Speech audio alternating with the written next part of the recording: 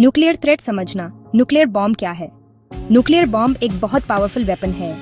ये यूरेनियम और प्लूटोनियम जैसे स्पेशल मटेरियल्स यूज करता है।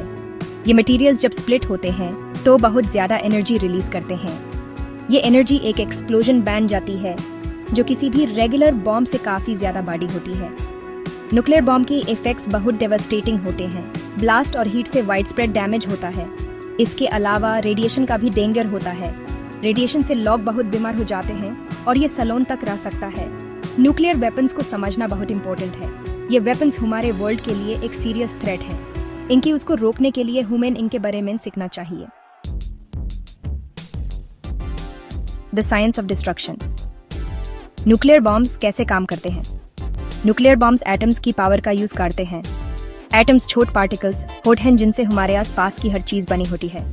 कुछ एटम्स के अंदर एक न्यूक्लियस होता है जिसको स्प्लिट किया जा सकता है। इस स्प्लिटिंग को न्यूक्लियर फिशन कहते हैं।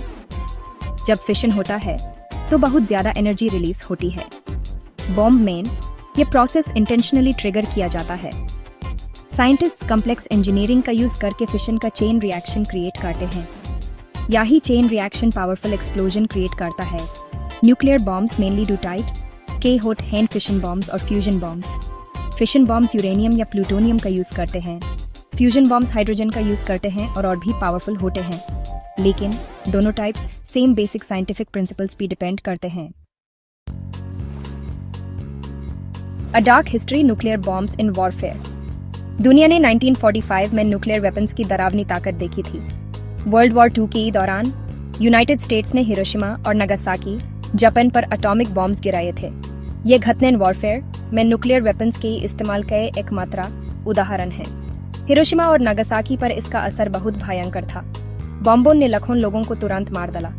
कई और लोग जले, रेडिएशन सिकनेस और लंबी हेल्थ प्रॉब्लम्स से जूझ रहे थे। शहर खंडार में तब्दील हो गए थे। वर्ल्ड वॉर 2 में न्यूक्लियर वेपन्स के इस्तेमाल का पूरी दुनिया पर गहरा असर पड़ा। इसके चलते कोल्ड वॉर शुरू हुआ, जो यूनाइटेड स्टेट्स और सोवियत यूनियन के बीच इंटेंस राइवलरी का दौर था। दोनों देशों ने बड़े पैमाने पर न्यूक्लियर हथियार बनाए, जिससे न्यूक्लियर युद्ध का डर बना रहा। A call for piece. Nuclear weapons का लास्टिंग इम्पैक्ट। न्यूक्लियर वेपन्स की विरासत 1945 में उनके इस्तेमाल से कहीं आगे तक जाती है। इन हथियारों के विकास और परीक्षण का पर्यावरण पर गंभीर असर पड़ा है। न्यूक्लियर एक्सप्लोजन्स रेडियो एक्टिव पदार्थों को वायुमंडल में छोड़ते हैं, जिससे जमीन, पानी और हवा प्रदूषित होती है। न्यूक्लियर युद्ध का खतरा अब भी मानवता पर मंडरा रहा है। जबकि न्यूक्लियर हथियारों को कम करने के प्रयास किए गए हैं, फिर भी हजारों न्यूक्लियर हथियार मौजूद हैं।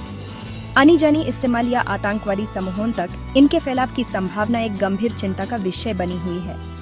न्यूक्लियर हथियारों से मुक्त दुनिया के लिए प्रयास करना हमारी सामूहिक जिम्मेदारी है।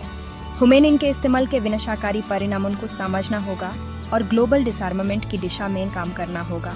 इस लक्ष्य को हासिल करने के लिए शिक्षा, संवाद और अंतर्राष्ट्रीय सहयोग आवश्यक हैं।